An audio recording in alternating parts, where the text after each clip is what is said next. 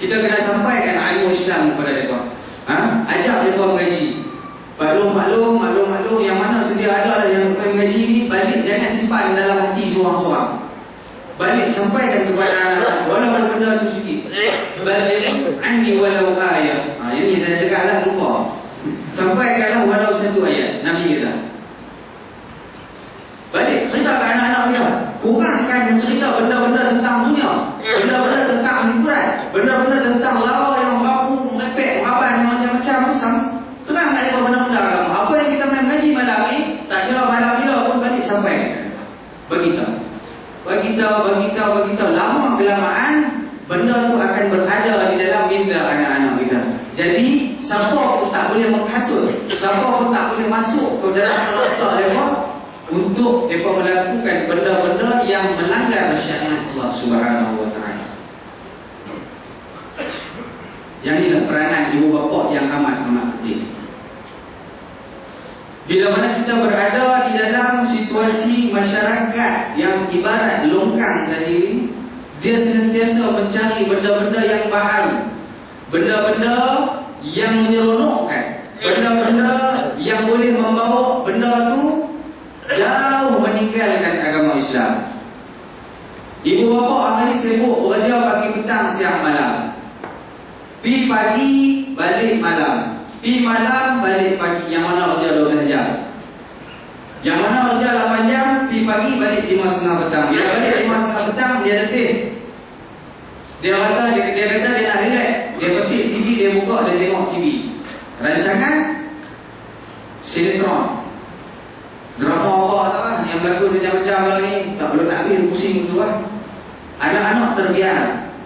Di mana waktu solat maghrib, di mana waktu solat isyak, anak-anak pun tak tahu. Habis tengok TV, mandi siap, makan, tidur. Besok pagi nak pergi kerja pula. Inilah yang berlaku hari ini, keadaan hari ini. Mungkin bukan tuan-tuan tak semua ya, alhamdulillah semua baik-baik, bagus-bagus. Tapi yang jauh daripada pandangan kita, yang kita tak nampak. Benda ni berlaku tuan. Kalau tuan-tuan tak ada biar besok pagi cegat awal-awal pukul 5 pagi. Atas habis orang saya. Bawa motor kampung ada berhenti tepi pagi sini duduk relax. Tengok berapa ramai muka dia, muka orang Islam, muka Melayu. Pukul 5.30 pagi dia bawa motor menuju ke tempat kerja. Tapi dia tak mampu semayang subuh. Berlaku apa ni? Jawab sini nak jawab. Ada berlaku. Banyak sangat. Kalau diri sendiri kita tak boleh bawa, macam mana kita nak campaign? Lepas tu, bila anak kita jadi tak kawan halal, anak kita mampu mereka, kita marah anak. Sedangkan kita sendiri tak memupuk jiwa kita untuk mendidik anak-anak. Saya pasal korang lah, saya cakap banyak pasal korang ni. Tak apa. Kita tunggu pula round 3, final round. Mungkin ada tu hingga saksi ke? Kita boleh. Jadi kesimpulan pada sesi yang kedua ni, ibu bapa ataupun yang nak menuju menjadi ibu bapa, ingat, ilmu yang kita mengikuti, ilmu yang kita mengaji, jadikan ilmu itu sebagai bekal kita. Bagaimana nak jadikan ilmu itu bekal kepada diri kita? Ialah dengan kita menyebarkan ilmu. Yang pertama sekali, orang yang paling dekat dengan kita, sahabat kita, isteri kita. Yang kedua, anak-anak. Cukuplah yang ini dulu. Bentukkan satu keluarga yang baik. Lepas itu kita boleh keluar, InsyaAllah. Jadi sekadar ini saja bagi pusingan yang kedua. InsyaAllah saat ini kita sambung lagi. Wallahu a'lam. Terima kasih kepada video ini. Itulah tadi tip-tip bagaimana untuk kita melahirkan generasi yang bertaraf pintar yang telah dijelaskan oleh Pio Ellen tadi. Banyak manfaat-manfaat yang perlu kita ambil daripada kaedah-kaedah untuk kita melahirkan generasi yang bertaraf pintar ini. Sebelum ni kita dah dengar banyak dah dalam siri ceramah, forum, kuliah dan sebagainya. Kaedah-kaedah untuk melahirkan anak-anak yang hebat banyak sangat dah kita dah dengar. Tapi bila kita nak laksanakan, cabaran itu besar. Cabaran dalaman sendiri kan, cabaran dalam diri sendiri, kemudian cabaran dengan ahli keluarga, cabaran dengan masyarakat dan sekitaran. Ini yang banyak menghalang kita untuk kita melaksanakan agenda dakwah kita dalam keluarga dan dalam masyarakat. Kalau kita imbau dalam sejarah umat Islam kita dahulu, tuan-tuan dan puan-puan, kalau kita tengok para sahabat yang terlibat dalam peperangan, dan contohnya Sa'id bin Qais, lagi Usamah bin Zaid, sahabat-sahabat yang terlibat dalam peperangan, bagaimana kisah kehebatan mereka ini dirakamkan oleh para sahabat dan ulama-ulama. Kalau kita ceritakan kisah mereka ni, bukan kata kita dengar saja, kita baca saja. Contohnya dari kitab Hayatul Sahabah, kita baca boleh mengalami ayat Allah. Maksudnya sayu sangat. Sayu sebab apa? Hebatnya ilmu, keberanian, sikap para sahabat Nabi yang terdahulu. Sampai setengah kata seorang ulama, dia kata zaman sekarang ini ibu-ibu dah mandul untuk melahirkan individu seperti mana Sayyidina Abu Bakar dan Sayyidina Umar. Ibu-ibu zaman sekarang ni dah mandul untuk melahirkan individu seperti mana Sayyidina Abu Bakar dan Sayyidina Umar. Nak jumpa orang macam Sayyidina Umar zaman sekarang ni, dan kalau kita ambil contoh di Malaysia lah, cuba sebut orang tengok, tak ada lah. Dia ni aku tengok dia ni sebiji macam mana Sayyidina Abu Bakar. Baca dalam kitab Hayatul Sahabah tu, dia ni sebiji macam Sayyidina Abu Bakar. Setakat ni tak dengar lagi lah. Tapi kalau kata Fir'aun, dia ni bercampur dengan kata Malaysia dalam kampung kita pun dah. Wah, tu ramai pula. Hak Namrud apa tak kira lagi. Ya, hak tu ramai. Tapi nak melahirkan individu seperti mana Sayyidina Abu Bakar, Sayyidina Umar ni cukup susah. Cuma sekarang ni dunia Islam diperkuatkan dengan individu yang bernama Erdogan. Kan? Jadi semua orang pakai bersanjung Erdogan. Hak pakai kepiah bersanjung Erdogan, hak pakai sopan bersanjung Erdogan, hak tertutup aurat bersanjung Erdogan. Sebab apa? Sebab dia menggunakan demokrasi. Setengah-setengah orang tak suka dengan demokrasi. Kata demokrasi ni semua mengamuk ni zaman Nabi mana ada macam ni. Kita kira angkat je tak, jom perang. Oh dia kan sikit-sikit macam nak bom kan. Demokrasi tak mau. Tapi bijaknya individu yang bernama Erdogan ni kira bintang ni kan, ni kira bintang ni. Dia menggunakan demokrasi sebagai alat. Demokrasi sebagai alat. Kita ni jadikan demokrasi sebagai matlamat. Itu boleh. Dia gunakan demokrasi sebagai alat untuk membangunkan Islam. Sekarang ni cuba kita tengok di Turki, macam-macam. Sampai orang tak sangka pun Erdogan mampu melahirkan sebuah negara Islam walaupun di level sebagai Islam sekular. Saya ingat kata-kata penyair kelahiran Pakistan nama Muhammad Iqbal. Kata dia pada demokrasi, dia kata demokrasi lebih mementingkan kepala, jumlah kepala. Dia kata demokrasi lebih mementingkan jumlah kepala berbanding isi kepala. Ulang lagi sekali. Bukan saya kata, Muhammad Iqbal, penyair Pakistan dia kata. Dia kata demokrasi zaman sekarang lebih mementingkan jumlah kepala berbanding isi kepala. Dia tak kira balik, bodoh ramai pun tak apa. Yang penting apa yang kita buat dia terima. Yang penting mereka ramai yang suka kat kita. Itu pelik. Ini Erdogan tak buat macam tu. Dia tak kira Israel nak hentam dia ke, Iran nak tukar dia ke, Rusia nak hentam dia ke. Dia tak kira. Yang penting masyarakat dia faham apa kehendak dia. Dan masyarakat juga faham kehendak dia, faham matlamat dia, melalui demokrasi. Itu kita kena faham. Tapi hari ini kelang kabut jadi. Sebab apa? Kita jadikan demokrasi sebagai matlamat, bukan sebagai adat. Panjang pula cerita ni. Okey, kita pergi pada ahli panel kita yang kedua, Ustaz Fawaz bin Makjan. Dalam pusingan yang kedua ni. Salam cerita jangan salah sekali, terus sekali dapat mic. Okey. Okey, terima kasih Ustaz. Tadi dia dah mereka kenaan kaedah bagaimana kita nak melahirkan generasi yang bertaraf bintang. Cuma sekarang ni soalan untuk Ustaz, kita nak fokuskan bintang dari sudut pendidikan. Okey, bintang dari sudut pendidikan. Kaedah pendidikan sekarang ini adakah mampu untuk melahirkan bintang, ataupun kita nak menjadikan pendidikan, tahap pendidikan kita ini bertaraf bintang. Kita ambil contoh kan, kalau kita kategorikan pendidikan zaman sekarang ni, anak-anak kita ada yang cemerlang di peringkat sekolah rendah, cemerlang di peringkat sekolah menengah. Bila masuk universiti, fail.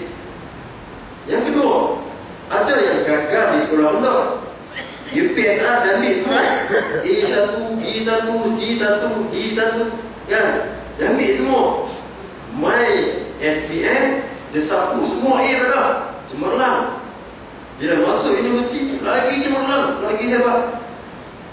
Had kategori yang ketiga pula, sekolah rendah pun dia fail, sekolah menengah pun dia fail. Dah dua-dua tu fail, takkan masuk universiti kot kan, memang fail lah kalau universiti tu lain. Tapi dia cemerlang pula di masjid. Malam yang ramai pakat di masjid anak muda.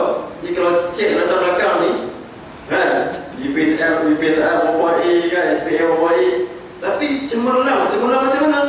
Dia boleh main ke masjid, hak ada PhD, hak ada doktor, hak dapat 20 satu A, SPM duduk kat rumah tengok drama. Betul tak? Betul tadi? Dia cemerlang di masjid pula. Hak macam tu pun ada.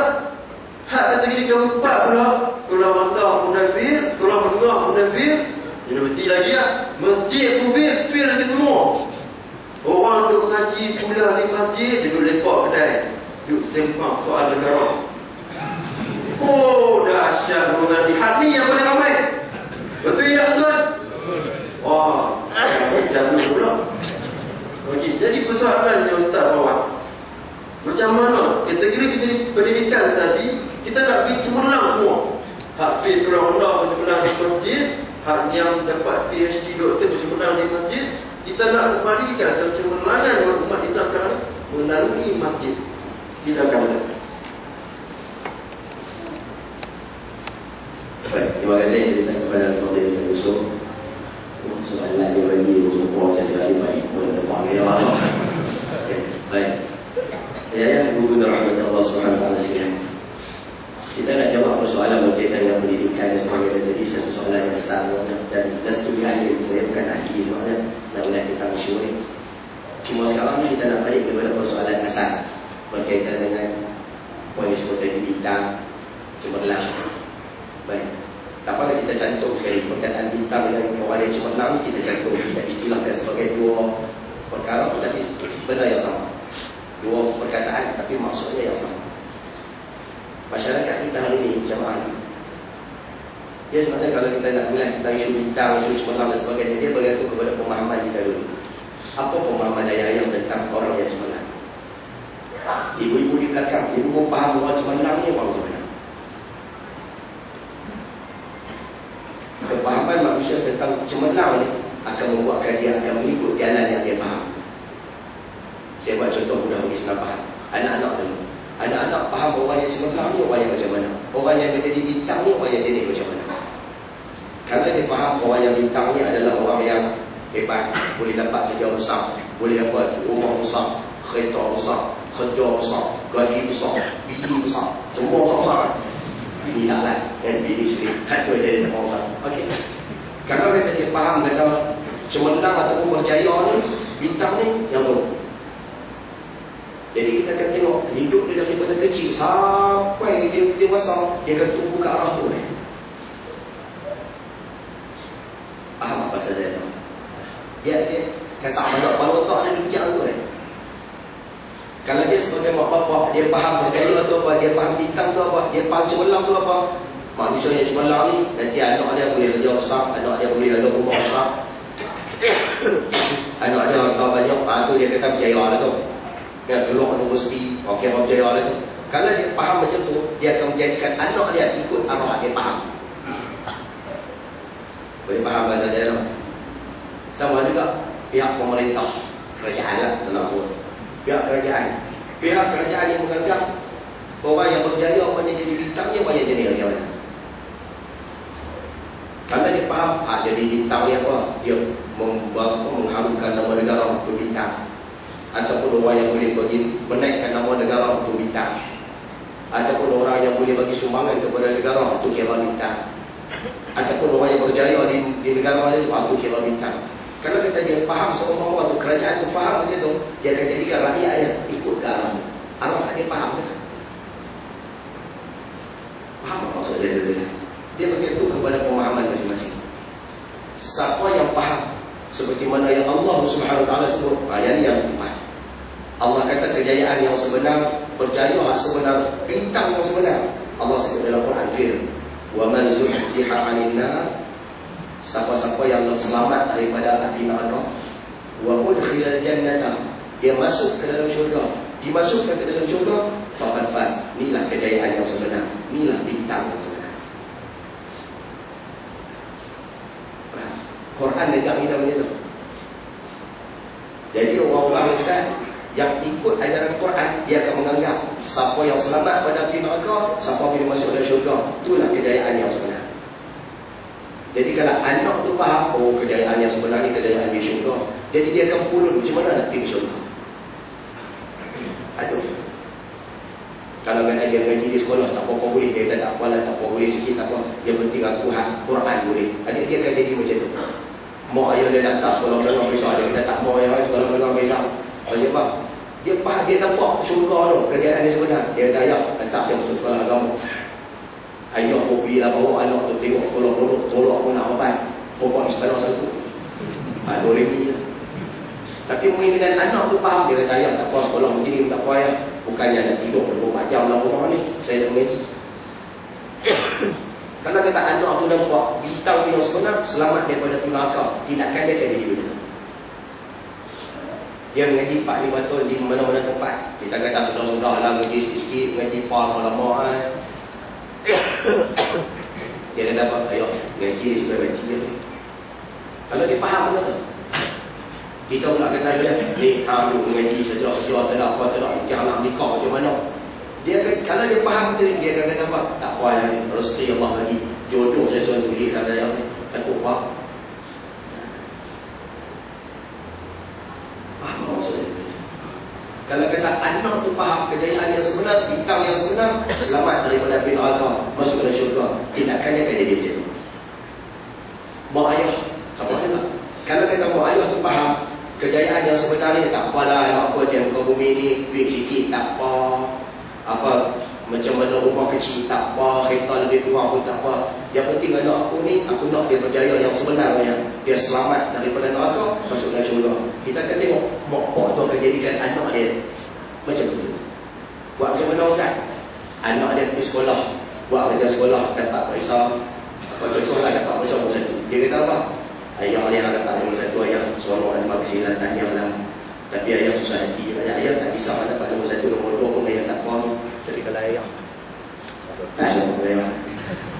ayah tak kisah dapat nombor 1, nombor 2. Kalau dapat nombor 3 pun tak apa, ayah tak apa kandung sangat. Tapi ayah kandung dalam tak banyak. Ayah cuba kandung dalam tak dia je Quran. Ayah cuba kandung dalam tak lagi hukum hakam dan hukum asas-asas. Beri tahu dia cuba kandung betul. Dia tu bawa tu dia kata dia tu. Orang nampak dekat dia, orang kata apa? Kalau hantar anak sekolah, orang rakyat semua orang ni, 5-5 hantar di sekolah tapi anak nanti keluar je nak makan apa? Keluar je nanti nak makan apa? Orang hantar sekolah ni masuk sekolah sains lah apa lah. Anak nanti pakai Quran tak boleh kerja apa? Mak bapak yang nampak akhirat, mak bapak yang nampak kita sekolah, dia akan bikin balik. Dia kata apa? Tak apa. Keluar je nanti nak makan apa? Orang hantar sekolah ni masuk sekolah sains lah apa lah. Anak nanti keluar je nanti nak makan apa? Keluar je nanti nak makan apa? Orang hantar sekolah ni masuk sekolah sains lah apa lah. Anak nanti keluar je nanti nak makan apa? Dia akan bikin balik. Dia kata apa? Tak apa. rezeki Allah begini. Dia dah ada faham benda tu. Jadi tindakan dia akan jadi begitu. Bila anak nak masuk universiti, dia tak ambil anak mengaji bidang-bidang lah. Apa dia buat? Dia tolong buat keputusan ke anak ngaji bidang agama. Ngaji sampai PhD tak apa, ayat agama. Yang penting orang ngaji gitu. Kenapa jadi begitu? Masih orang tu faham. Bintang yang sebenar, akhirat. Kejayaan yang sebenar, akhirat. Tindakan akan jadi begitu. Faham maksud saya? Dia berdasarkan pemahaman masing-masing. Sama juga dalam pemerintah. Kalau kata pemerintah faham, bintang adalah orang yang mengetahui ilmu agama. Bintang ni adalah orang yang memahami agama. Agama lah tunjang kepada sesebuah negara. Kalau agama tu elok, penganut yang mengamalkan agama, kerajaan tu akan jadi kerajaan yang baik. Kalau kerajaan faham tu, dia akan bagi pada sekolah agama bantuan. Dia akan bagi pada sekolah agama segala fasiliti. Dia akan buat apa? Yang mana mengaji agama, semua dimasukkan ke dalam universiti 3. Kemudian yang keempat, hak mana ada latar belakang agama, semua diambil pegang jawatan tertinggi. Kalau kata dia faham benda tu. Dia faham kalau kata orang yang berarti agama memimpin semua pejabat. Paling kurang tak ada, leader-leader di rumah tak ada. Kalau kata kerajaan faham benda tu. Dia faham kalau kata ketua ni dilantik, berarti agama ni paling kurang sebulan sekali mesti ada kuliah dalam pejabat kan. Kalau kata kerajaan faham benda tu, tindakannya akan jadi begitu. Sekarang ni mungkin jawapan mudah dia macam ni. Kita sekarang faham bintang pun je.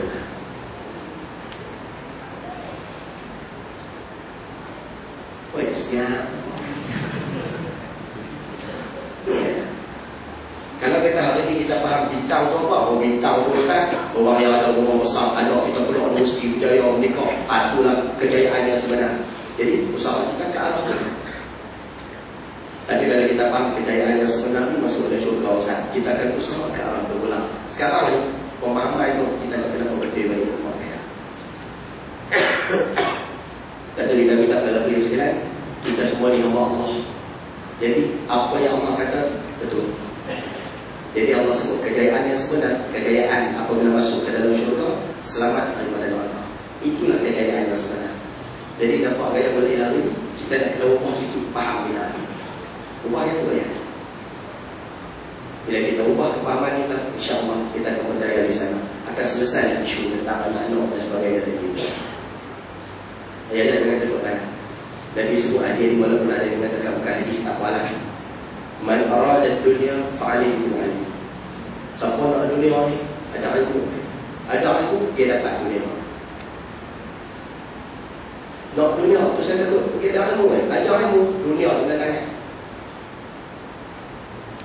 Jadi, sama ada nak jadi baik, nak dapat dunia hak baik-baik pun dengan ilmu, nak dapat dunia hak jahat pun dengan ilmu. Nak jadi perokok yang berdaya, kena ada ilmu, semua. Dia boleh kau, lepas tu dia kata contoh. Contoh. Kadang-kadang ada ilmu boleh buat.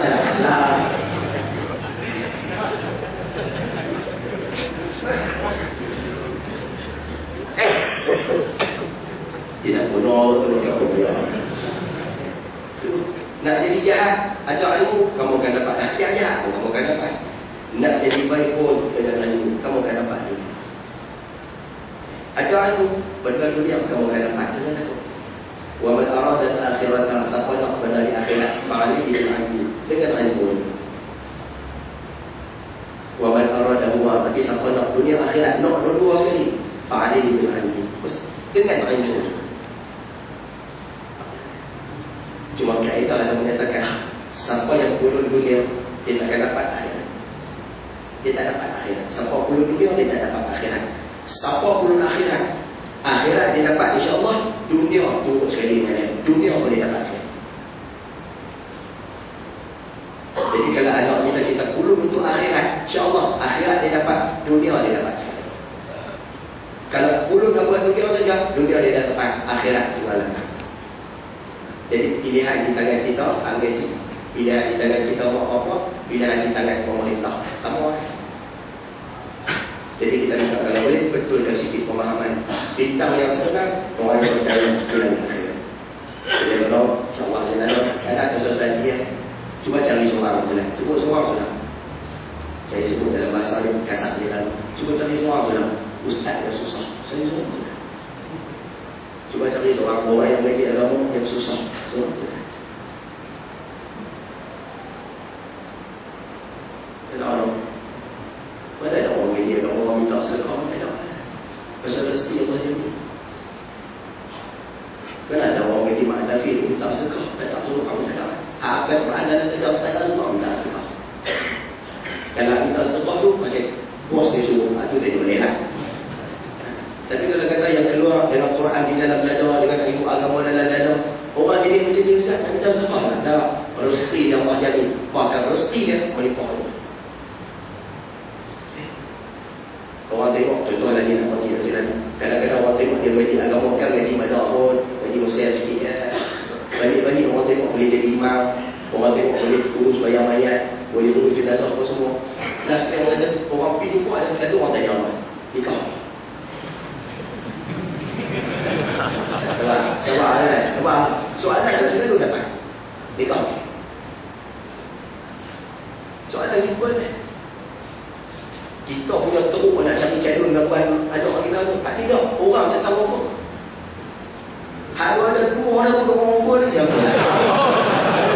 Tu lagi main. Cuma kata kita tak faham yang tu, kalau faham boleh tahu juga. Tak, saya nak sebut contoh yang saya nak sebut contoh orang agama yang kata takut kesulitan. Sebab tu hari ni kita minta kalau boleh membetulkan balik kepahaman kita, ikhtiarkan supaya anak kita berebut akhirat, insyaAllah dunia dia dapat. Boleh kan? InsyaAllah mudah-mudahan dapat sikit konsep Allah. Terima kasih kepada Profesor. Lawak juga kan. Tapi yang penting ilmu-ilmu yang disampaikan itu terutama yang berkaitan dengan kejayaan yang sebenar di akhirat itu yang kita kena hatam, kena tanam dalam pemikiran kita tuan-tuan dan puan.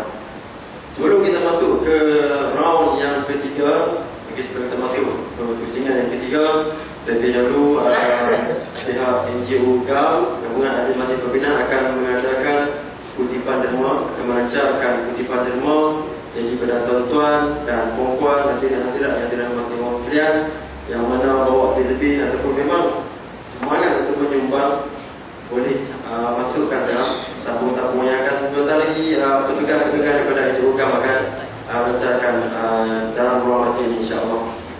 Tuan-tuan dan puan muslimin dan muslimat yang dirahmati Allah sekalian, kutipan sumbangan yang cukup penting lah bagi NGO GAM. Sebab apa? NGO, biasalah kan, NGO memang kita tidak ada sebarang sumber dana. Kita ada sumber dana. Kalau kita nak ada individu atau Arab mana yang terjadi nak tengok kita tak ada. Kan, jadi kita ada tuan rakyat Malaysia yang cukup pemurah dan budiman ni kan, harap tuan-tuan bantu kami.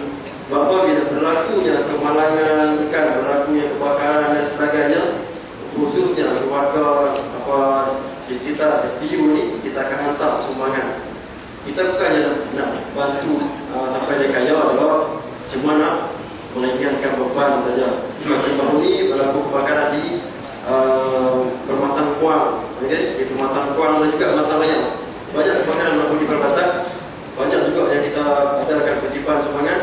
Ada aja yang kita menjadi kumpul sebanyak 3,000, ada yang kumpul 2,000, 1,000 kita bagi kepada masa-masa kebakaran. Sebab dalam keadaan yang terbesar itu, tak ada orang yang boleh bagi apa jumlah orang yang besar untuk mereka uruskan kehidupan mereka. Siapa yang pernah terlibat dengan kebakaran ini faham kan? Bila terlibat dengan kebakaran 100% total sampai pinggan itu hati sedang pinggan, dokumen-dokumen semuanya rosak dalam kebakaran, memang sedih sangat tuan. Jadi kita gunakan NGO ini untuk sama-sama membantu masyarakat kita yang mana dalam kesempitan, yang mana yang perlukan bantuan insya-Allah. Jadi tugas-tugas pun mula bergerak bagi semangat kepada tugas kita insya-Allah. Contohnya pengusian di Ustaz Bawah tadi ya, berkenaan dengan kita belajar ilmu agama kan, contoh macam di pondok Kan bila tanya balik pasal belajar di pondok dulu, masuk belajar pondok umur 15. Kan? Masa tu umur 15, apa nak reti sangat? Nak kena basuh sendiri, nak kena masak sendiri. Orang masak, umur 15 kan reti masak apa?